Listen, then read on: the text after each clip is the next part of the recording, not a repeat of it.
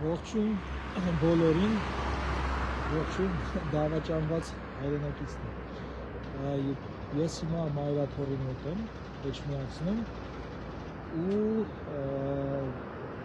հաշվի առնելով թե ինչ է տեղի ունեցել այսօր, առաջարկվում է վաղը առավոտ ժամը 9-ին հավաքվել այստեղ ու աջակցություն ցույց տալ Կաթողիկոսին, երեք արված հոգևորականներին եւ առաքելական եկեղեցու։ Անկախ նրանից թե ինչ հարված հասցրեց այսօր, հանդիպելով Արցախը հանձնած մեր իրավունքները ոտնահարող անձի հետ,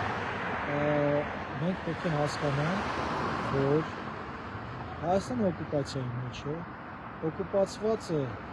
դավաճանների ձեռքով եւ մեր խնդիրը ազատագրել բոլորին, այդ թվում այն մարդկանց, ովքեր հավաքվել են այսօր Արցախը հանձնած անձի շուրջը, մեր խնդիրը նրանց ևս ազատագրելն է, նրանց հոգիները